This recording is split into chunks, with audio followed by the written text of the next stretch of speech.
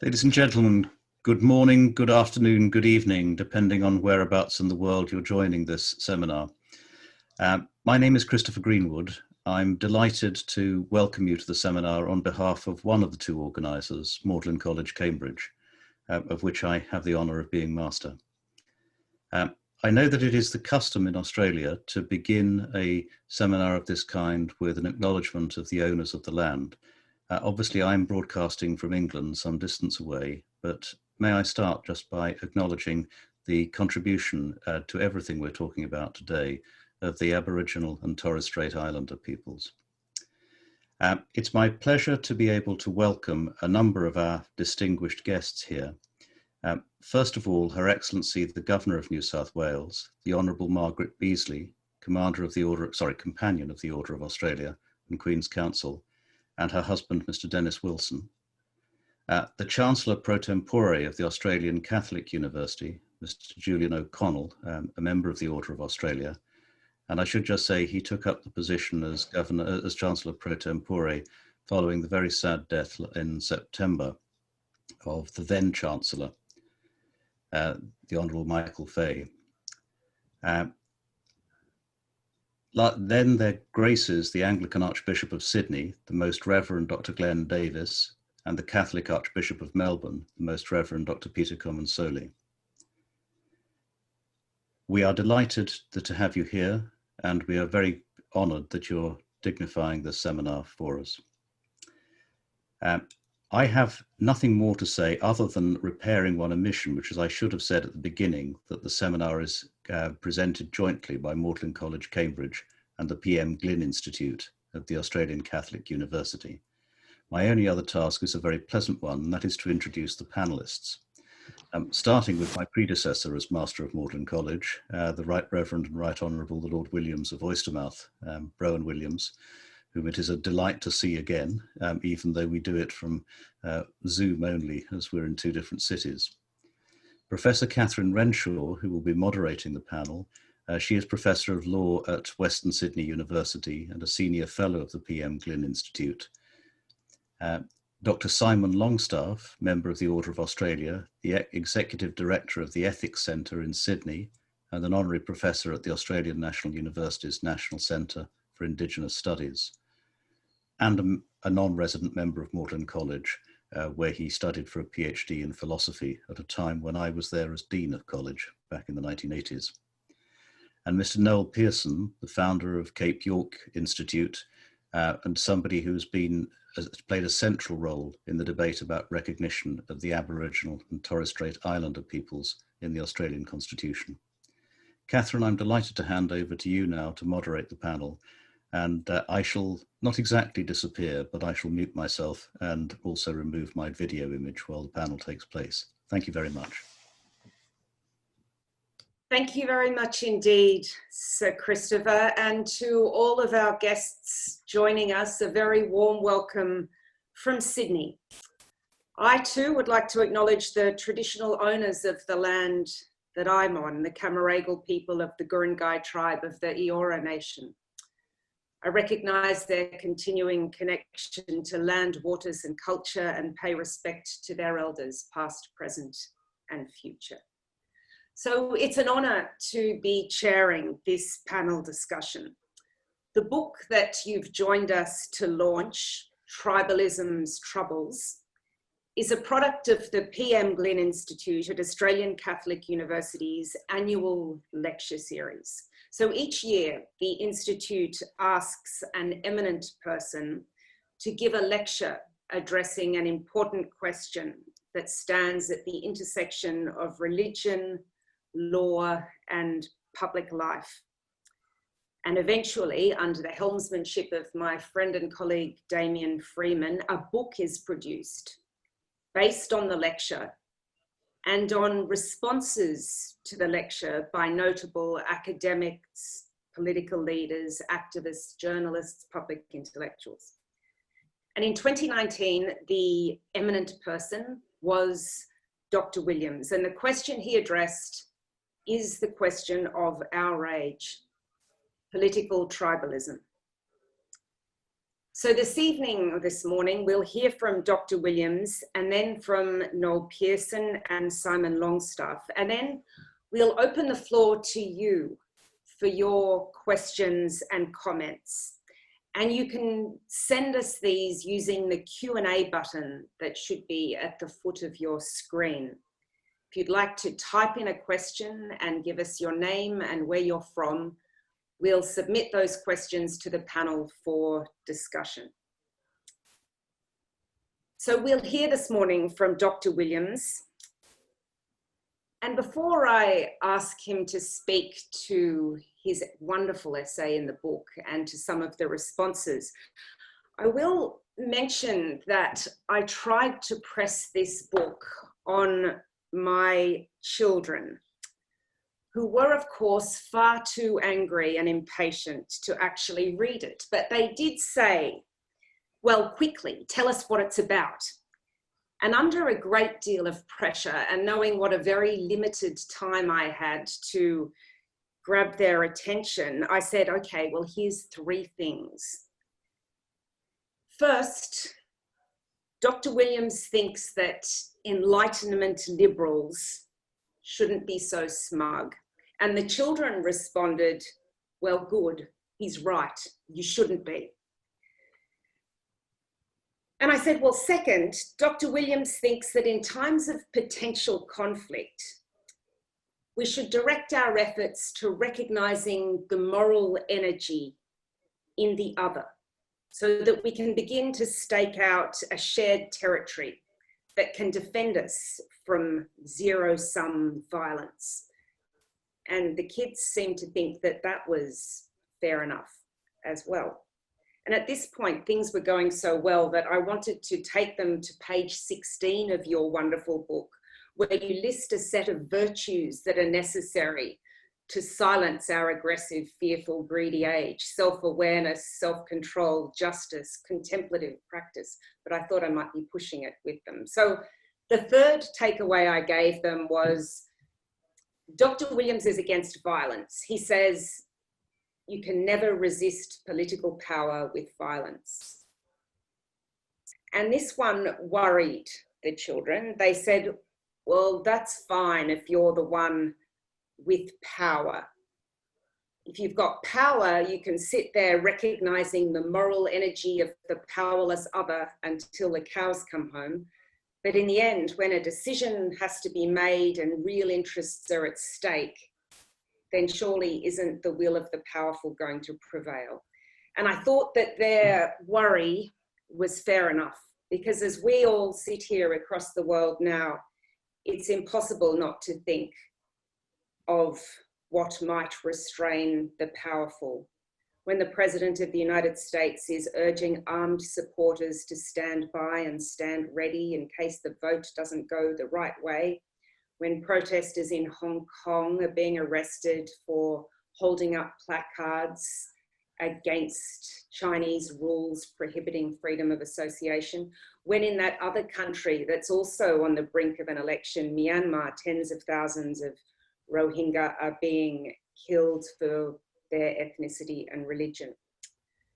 So before I pass the baton or the screen to you, Dr. Williams, I wonder if one of the things you might address for us is the extent to which the powerful can be convinced to do as you so wisely say, to listen, to learn, to reflect, and to share. Well, thank you very much indeed, Catherine. And may I begin by echoing what's already been said in acknowledgement of the Indigenous peoples whose witness and whose questions and whose challenge have been very much part of the deep background of this project. But also to say how very honoured I was to be invited to deliver the PM Glynn Lecture, and even more by the quality of the response that's contained in this book. I'm very much enriched by what has been said there. And what I'd like to do briefly this morning is simply to pick up, in addition to responding to Catherine's children's question, pick up two things in the lecture which I'd want to highlight, and then to respond to maybe 2 or 3 more major issues coming out of the essays in the book. So to begin by tackling that very difficult question, Catherine, which your family have presented me with, I think part of the key to an answer here is to say that, first of all, there's an issue about the accountability of power, which should never be elided or overlooked in this kind of discussion. A great deal of what I'm saying presumes that it is essential that power be accountable. And how it is held to account is the key question. My hesitation about endorsing violence as a political tool is partly principled and theological, and partly also pragmatic, in that in contests of naked power, those already in possession tend to have an advantage, which is why the means of resistance, the means of persuasion becomes crucial. And of course, there's been very interesting work done in the United States by people like Erica Chenoweth on the actual measurable effectiveness of nonviolent protest, nonviolent resistance. So how you call power to account is my question. Do you simply repeat or attempt to repeat the methods used by those who prevail at the moment in their exercise of power, or do you seek to change the currency of that exchange? Successful nonviolent intervention, which may be forceful and disruptive in its way, nonetheless is an attempt to change the discourse a bit. So I begin, I think, the conversation with your children, Catherine, by asking about that kind of issue. But let me just say a word then about the 2 things which I would hope people might continue to reflect on from the text which I have delivered. As I said in that text, I'm not simply saying it would be nicer if we could be nice to each other. And I'm not simply arguing for civility in itself. The 2 points I wanted to underline were, first, it's important to recognize how we came to the positions we hold. Hence the emphasis in the lecture on learning and learning about how we have learned. The weakness of the Enlightenment position, as I've set it out, the smugness, if you like, picking up your paraphrase, Catherine, has to do with the idea that classical Enlightenment values never really needed to be learned. They were obvious once the obstacles had been swept away. But of course, the history of anything like an Enlightenment consensus is a history of struggle, a history of change, and very often of some quite dramatic rebalancing and imbalancing. 100 years ago, it would have been very much part of an Enlightenment-based consensus that scientific, pseudoscientific eugenics was a platform in any progressive program. That's to say, selectively breeding out the inferior. And I'm particularly glad to see some discussion in the essays responding to my lecture around issues of different ability, not just of different ethnicity of the life. And the essay which touched on questions around autism was, to me, enormously illuminating and helpful. So I want to put in a bit of caution, a lot of caution, in fact, about that assumption of the self-evidence and the timelessness of Enlightenment values. I want us to see how we got here and how some strands of Enlightenment thinking, which seem to be obvious, have run into the sand and have needed to be rethought rather radically. So, in a word, I would like us all to be doing more history and doing it more intelligently. And it's not wholly unconnected with my second point, which is about the search for common interest.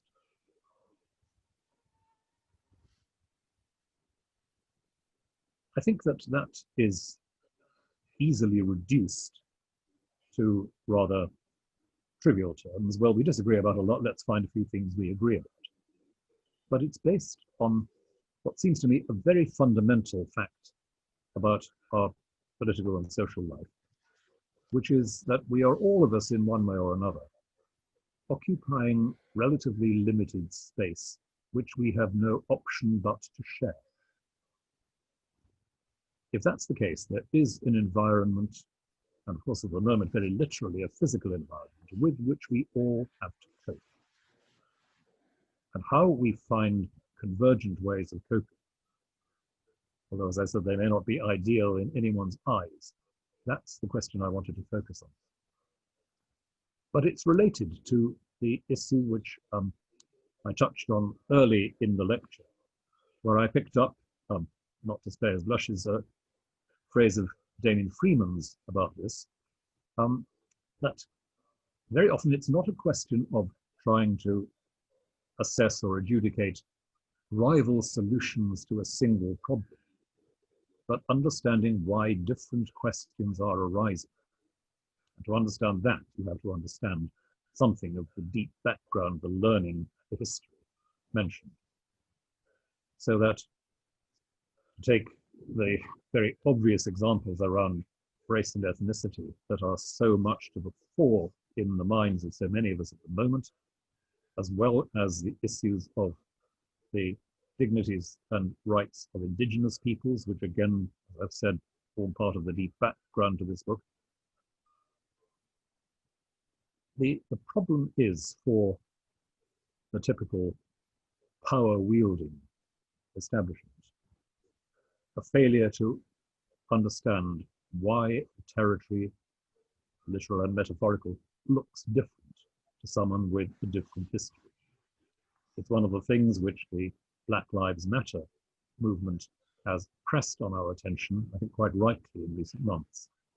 There is another narrative here, which will illuminate, for those of us who don't share it, why the problems and the priorities coming out are so diverse. So those 2 points about recognizing how we have learned and recognizing that we share, in some senses, a limited territory that has to be occupied together with convergent strategies, with the corollary from both of those of understanding why different questions arise, problems are seen, constructed differently. That, I think, would be the ballast of the lecture that I gave. So, in the light of that, just a couple of things in response to particular points that were raised of challenge or critique or expansion in the extremely valuable essays that have been published in response to what I wrote. And the first is actually picking up the point about enlightenment. As Damien notes rather wryly in his introduction, there are some respondents who think I've been too kind to the Enlightenment and some who think I've been too negative. And I think I can see why both say what they do. So let me just very briefly recap something I've already said and expand a little. The point I would want to hold on to about the Enlightenment is to do with precisely that issue with which I began. Is power accountable in human society? To look at broadly the pre-Enlightenment political world is to look at a world where, although power was not exactly arbitrary,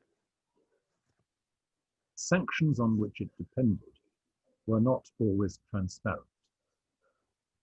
The classic quality of an ancien régime in Europe was to appeal to a kind of sacral politics, an authorization from above, and the notion that there was some sort of transparency to those, in inverted commas, below, was not much to the fore.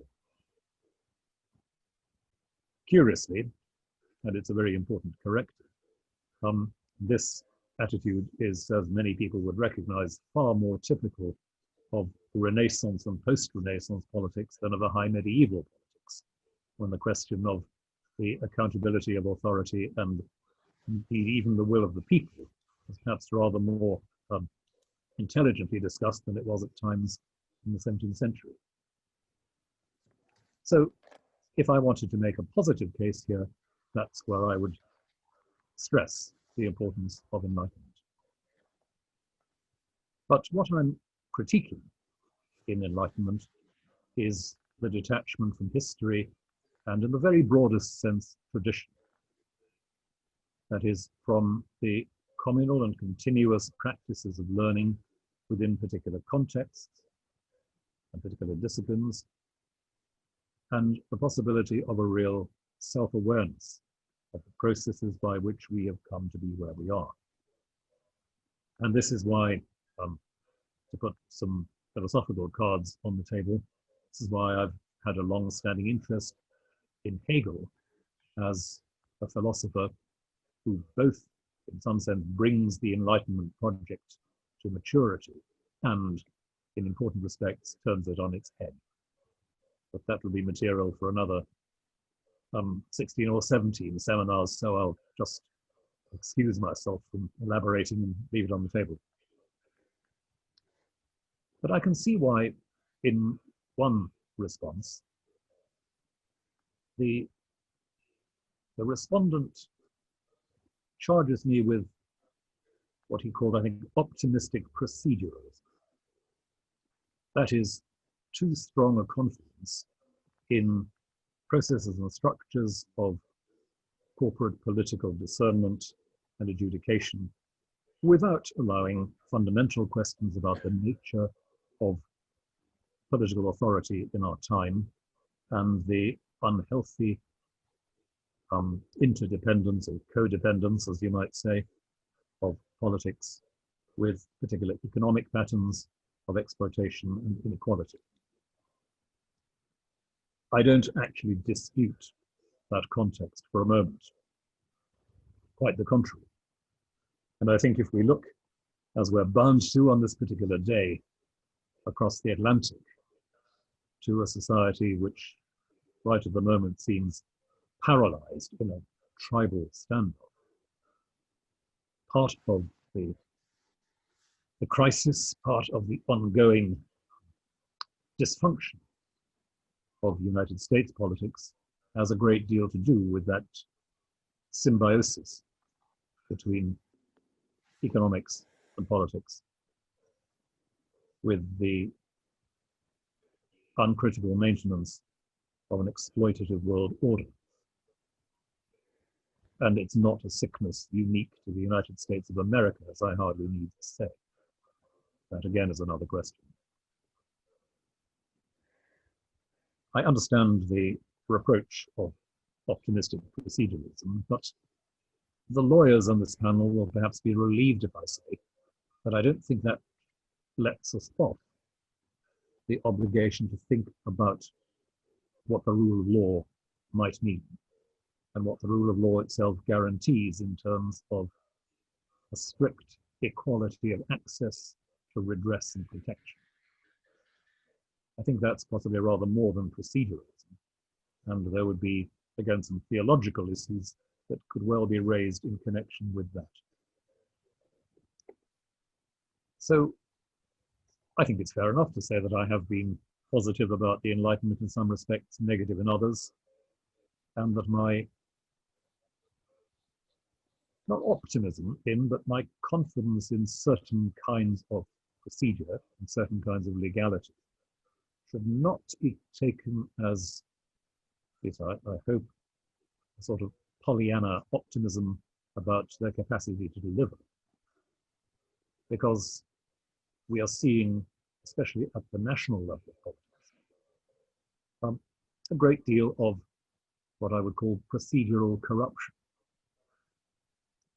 in terms of what I referred to earlier, the symbiosis of politics and global capitalism. And that takes me to a second point, which I'll touch on briefly. One or two commentators again said, am I doing enough justice to politics itself? Or am I suggesting that the political is so dysfunctional that we ought, in a sense, to be withdrawing from it and concentrating on the local? It's a temptation, and it's a temptation which I admit to feeling at times. But I think the point I wanted to make was that, to use the word again, where we learn our political skills is important. If political skills and political procedures are learned only in the corridors of national administration, then I think we shouldn't be surprised if politics becomes stale, corrupt, frustrating. I'm arguing that it's important that we foster the local environments in which political intelligence, in the widest sense, is formed. And that unless we have those grassroots political accountabilities, we don't understand the nature of political accountability more generally. So I would want to see not an abandonment of the macro level of politics, not by any means, but a concentration on the part of activists, religious groups and others on building up and supporting ground up model of how we learn political intelligence and political acuity. I've sometimes put this rather provocatively by saying that we could do with a period of more boring politicians at the national level. Currently, we expect an enormous amount of political leaders at the national level. And we're in an age, as a recent article in the New Statesman put it, an age of techno-populism, not just populism, but a populism that uses the tactics of the mass media to cultivate personality, to cultivate almost messianic expectations of savior politicians.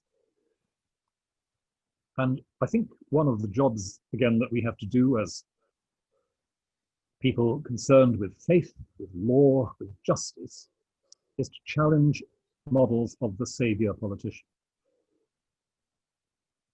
Speaking from the British perspective, the totally uncharismatic regime of Clement Attlee in the years after the Second World War seems to me, in retrospect, to have a great deal to be said for it.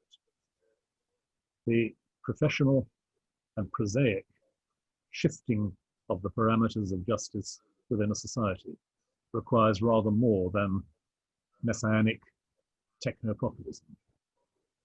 So maybe that's what we should be doing, a campaign for boring national politics.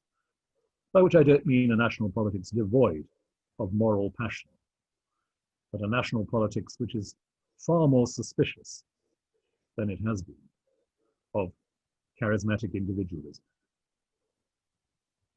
The final point, because again this came up in one or two responses. One of the essays noted that the issue that I was flagging up could be put in slightly different terms, seeing the tribalism of our day as a sort of intellectual loss of nerve. And rather interestingly, seeing that intellectual loss of nerve as expressed in a particular and not always very constructive transactional view of human rights. We were too alarmed or too lazy to think through the ethics, so we reverted to procedure. And that transactional, procedural view of human rights has created not a society of greater justice and opportunity, but a society of greater censoriousness and anxiety. It's a fair point, I think, and in other contexts I have, in fact, written and spoken a bit about the crisis of human rights discourse in our society. And I've argued in other places that we need a very much more theologically and philosophically robust account of human rights, which doesn't just see it in forensic terms, but sees it as an aspect of certain strong affirmations of human dignity and potential and creativity. Without the notion of doing justice to the depth and complexity of human beings, our language of human rights becomes very empty.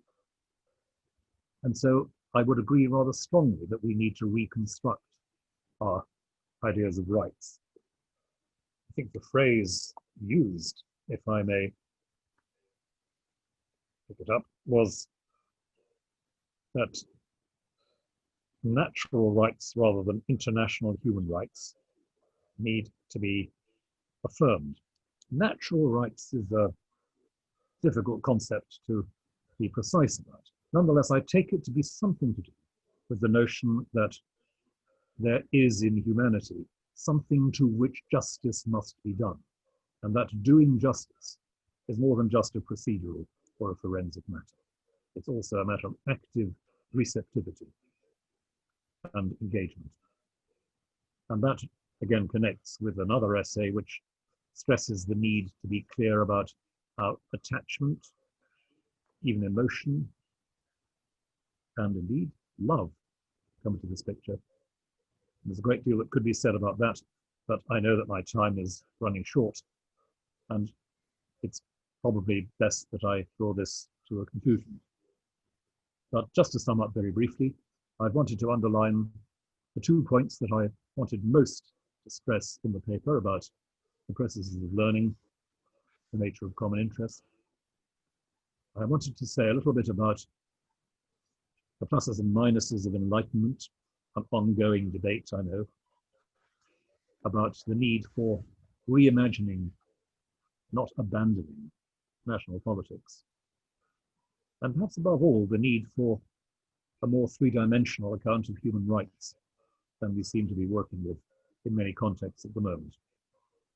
But there we are. Catherine, I've gone on rather too long. I've failed my coat on a number of issues, but I hope that's at least given some material for further discussion. Thank you very much, Dr. Williams. That was terrific. One of the extraordinary things about this book is the way each of the respondents to your essay draw on such diverse ideas and apply your thinking to their own particular field of expertise. It's really quite amazing how rich the gift you gave each of them is. I commend the book to everyone listening for that reason alone. But for now, could I hand the screen to you, Noel, and invite you to reflect on Rowan's comments? Okay, let me acknowledge the ancient Celtic Britons of the British Isles and bring greetings from the first peoples of Cape York Peninsula. My gratitude to Magdalene College for this opportunity. I heard Rowan Williams' lecture and have been pondering and learning from its wisdom in the years since. The proximate drivers of the polarization that worries public discourse are well known and well rehearsed. The rise of social media, its debasement of open democratic debate, and so on. I will recapitulate just 3 aspects in order to explore what lies underneath this rancor in the new century. First, the culture wars. We should be clear about the reason for its adoption by the contending parties and their fellow travellers in the US, with the rise of the New Left in the 1960s and the corresponding rise of the New Right, and consequently in all of the Anglosphere and Western liberal democracies that take their cues from the US. The culture wars were and are a proxy for the old class wars that became passé for the left and a convenient diversion for the right. Better to fight over guns, sex, religion, language, and identity than the political economy of inequality, unemployment, and poverty. Australia's incomparable historian and art critic, Robert Hughes' lectures for the New York Public Library, published as Culture of Complaint in 1992, remains the finest explication of the two PCs that came to dominate discourse from the 1980s. Political correctness from the left and patriotic correctness from the right. Leftist PC was a political godsend to its opponents, its excesses affording much ammunition to lambast the left for its absurdities. Much electoral return was yielded over 3 decades, not least during the Howard government's ascendancy from the mid-90s through to the mid-2000s in Australia. PC is a dead cat whose malodorous carcass can be reliably mobilized as a substitute for real public discourse. Meanwhile, that other PC against which Hughes was equally scathing, patriotic correctness, went unnoticed.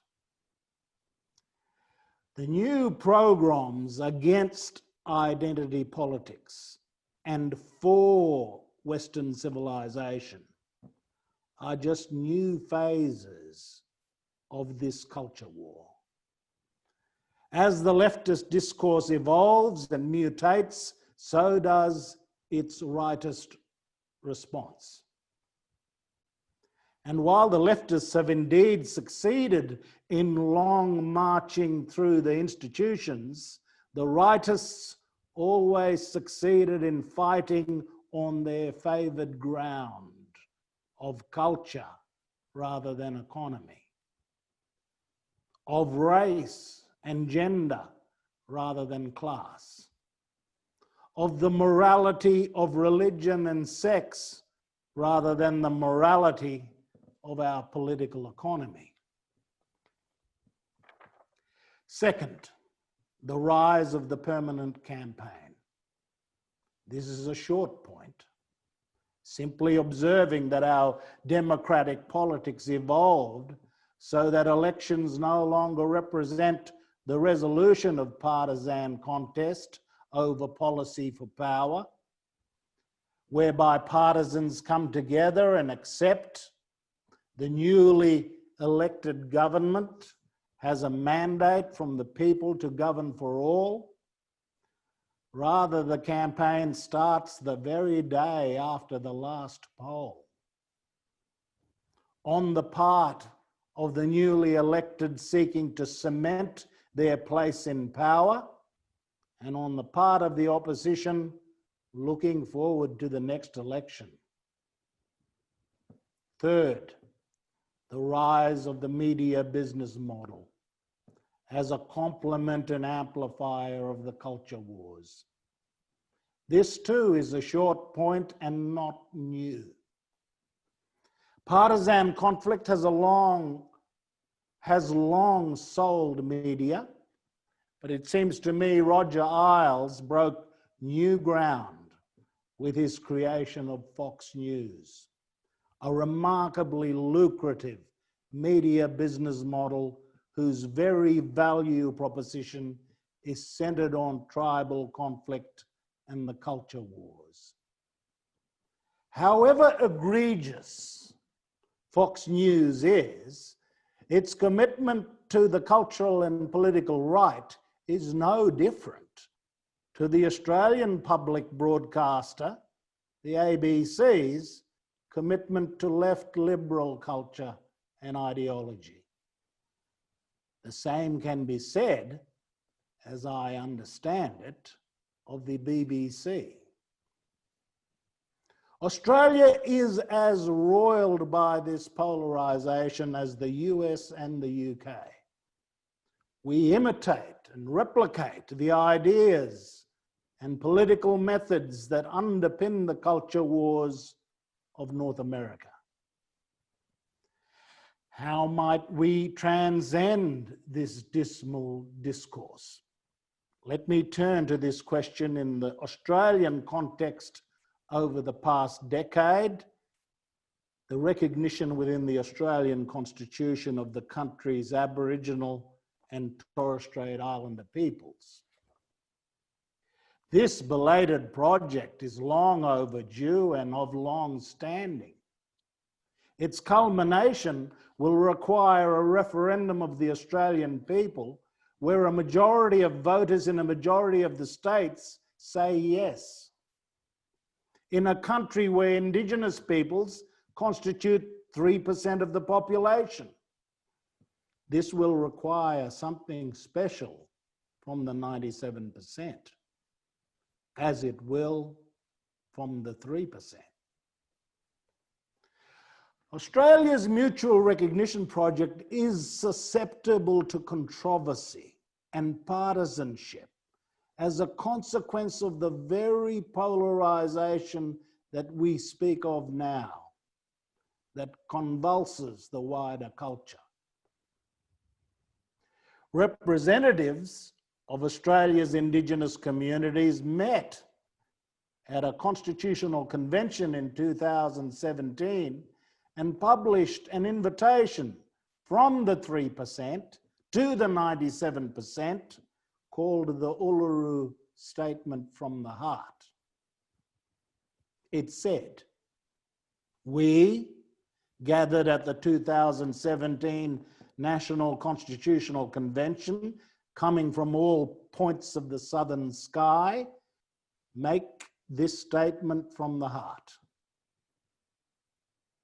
Our Aboriginal and Torres Strait Islander tribes were the first sovereign nations of the Australian continent and its adjacent islands, and possessed it under our own laws and customs.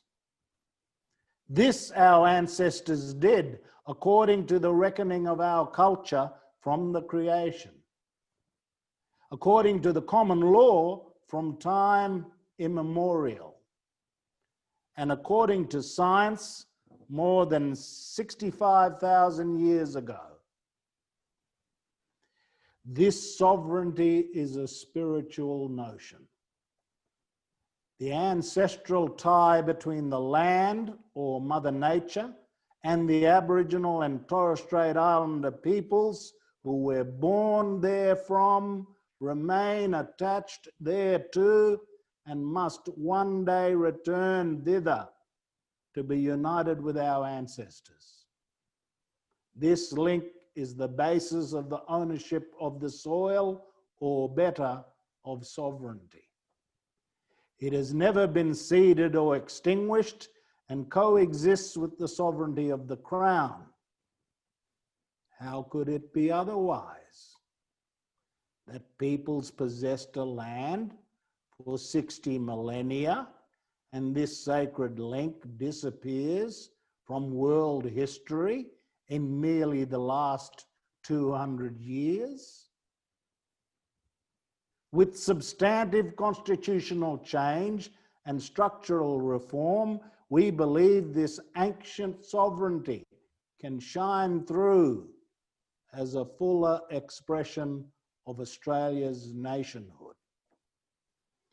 Proportionally, we are the most incarcerated people on the planet.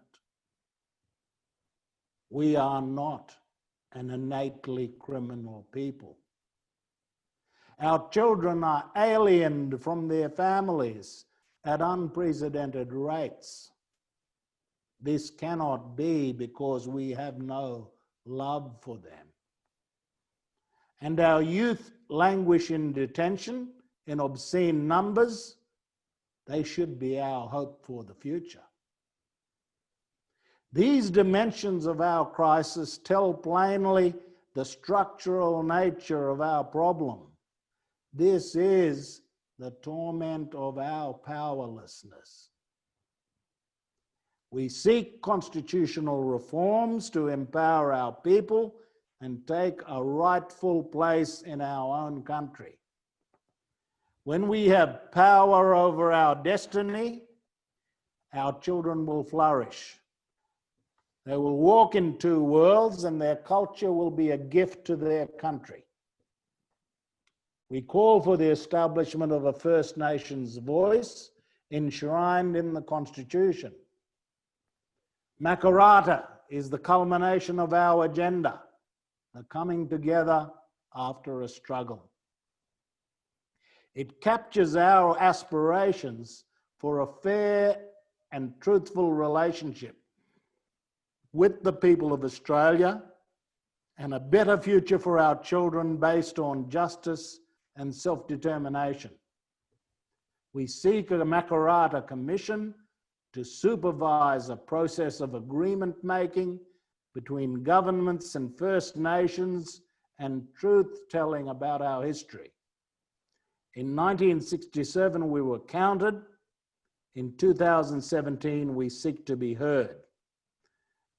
We leave base camp and start our trek across this vast country. We invite you to walk with us in a movement of the Australian people for a better future. Now, this project to recognise Australia's Aboriginal people could not avoid the question as to what is Australia and who are the Australian people. This question, the nation has never really answered. And yet, even as the 97% might recognise the Indigenous 3%, who are the 97% and who are the Australian people? Mutual recognition underpins an idea first put forward by Damien Freeman and Julian Lisa in 2015, that the people of Australia may adopt a declaration which, like the American Declaration of Independence, might set out some ideas about our past and our future around which Australians could unite. My poor articulation should be taken as traversing the subject matter of a potential declaration rather than its substantive poetry. The text begins, whereas three stories make Australia. The ancient Indigenous heritage, which is its foundation. The British institutions built upon it. And the adorning gift of multicultural migration. It recites part of the Uluru Statement in dealing with Indigenous heritage, which I will not repeat here. It then deals with the country's British heritage in the following manner. And whereas those who sailed the first fleet, landing at Sydney Cove, carried upon their shoulders the common law of England, when the sovereignty of the British Crown was proclaimed, the rule of law, parliamentary government, and the Australian English language have their provenance in Britain. From eyes on board ship, this was a settlement, and from eyes on shore, an invasion. We recognize the eve of the 25th and the dawn of the 26th January, 1788, as a profound time for all of us, when ancient Australia became the new Australia.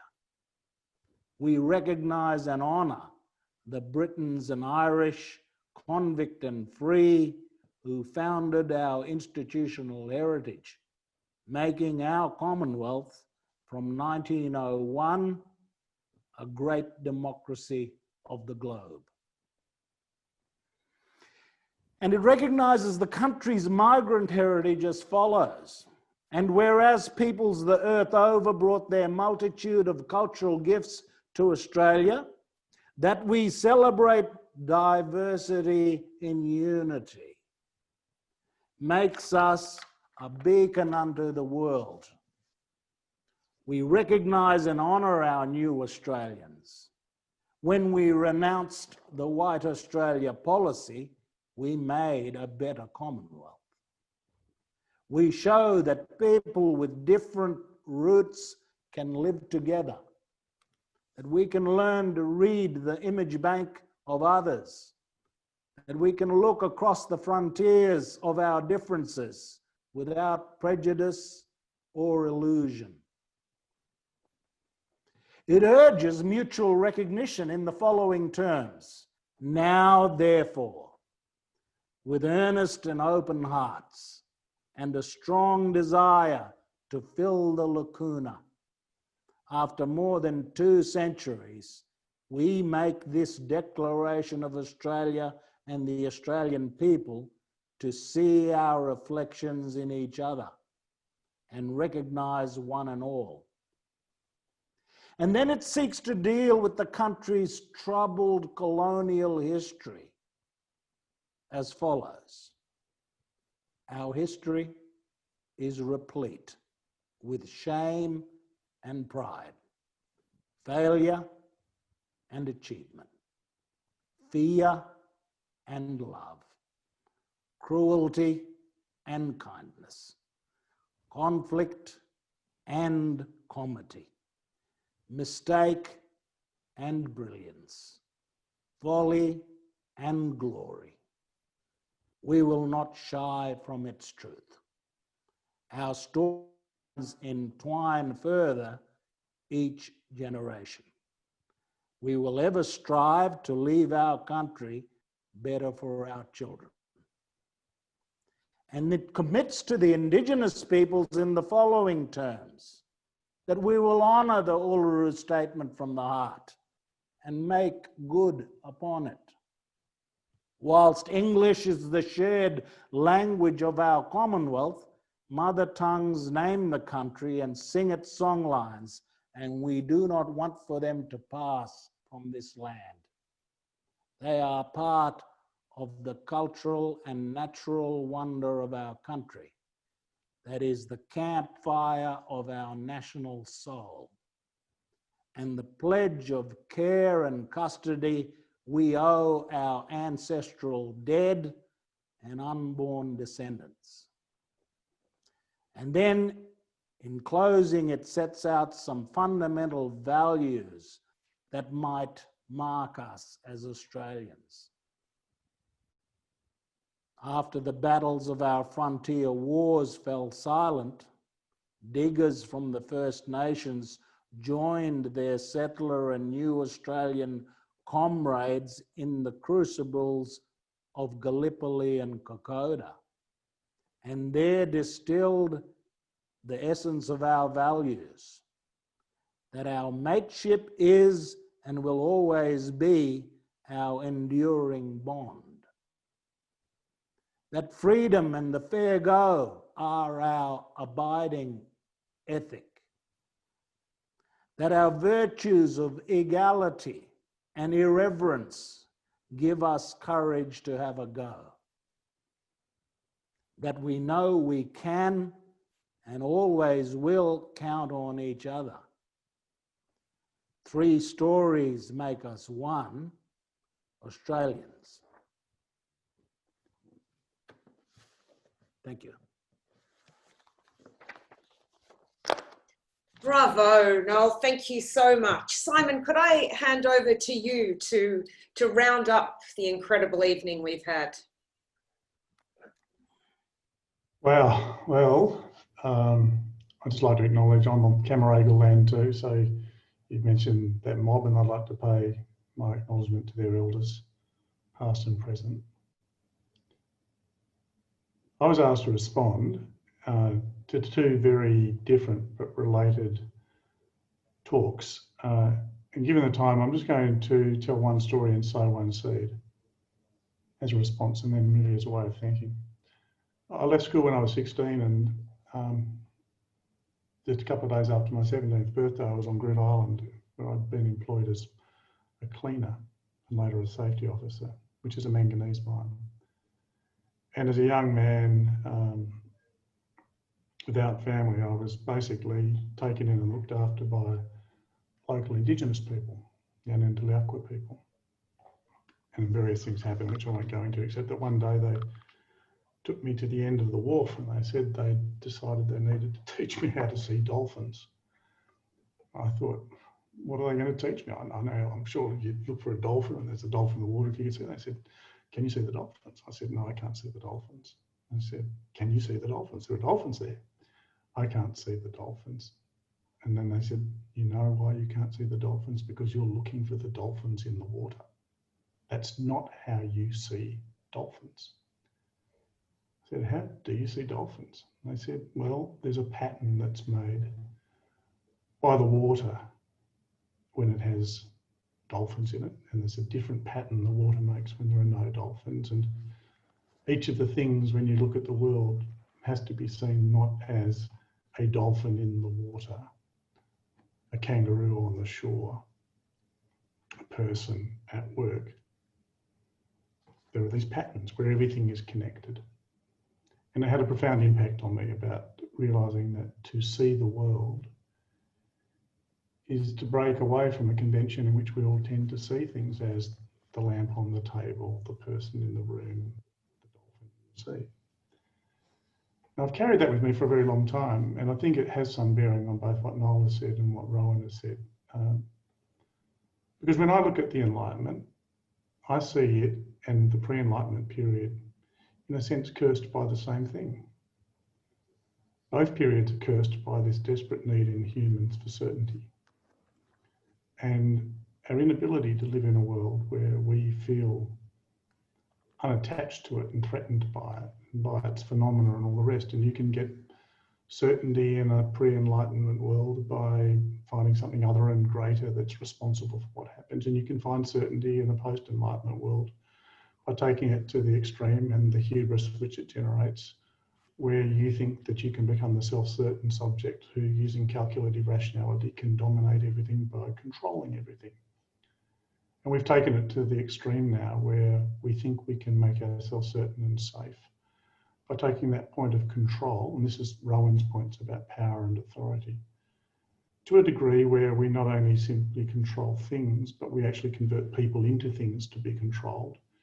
And we divide ourselves through the distinctions we make between who we are. So Noel's points about identity and culture war and all the rest, and its amplification captures that perfectly because of that sense of separateness that we insist upon as the price we pay for that certainty. I think it's not just about learning and history, and it's certainly not about tradition, not at least not, and I know Rowan doesn't believe in this, the dead hand of tradition, of unthinking custom and practice where things are just done because they've always been done. It's much more a reflective thing. It's a thing full of life. But I think if I can just sow this seed before I hand it back to wind up, something in that story about how to see dolphins may actually help to advise us to overcome some of the troubles of tribalism. So I'll just leave it at that, and thank you for the opportunity, Catherine, to respond to Rowan and to Noel, and maybe hand back to you or Chris to wind it up. Thank you, Simon. I think, Sir Christopher, we'll go straight to you to finish up this extraordinary evening that I'm going to beg Magdalene College for the podcast or the video of, so that I can listen to it again and give it to everyone to listen to as well. Thanks. Catherine, thank you very much, and thank you also for moderating the discussion. All that it really remains to do is just to thank our participants, all of them, for the very interesting contributions we've just had. To me, as a lawyer, there is a very substantial challenge there about the extent to which the rule of law has to be rethought in the modern era. I've always reflected that there's a bit of a danger that lawyers see due process as the same thing as fairness. We look at the procedure, the process, and not at the outcome. And I think that is one of those areas where this seminar has challenged me, at least, to rethink some of my views. Also, one cannot help but be moved as well as impressed by what Noel has just said, and about the meeting of different communities and the unity of those communities that he speaks of. So thank you all very much indeed for your contributions. I hope that the recording will be readily available. I am not the best person to address you on anything to do with, should we call it high technology, rather like the reference to the high medieval that we had from Rowan. Thank you all very much, and I wish you a very good evening.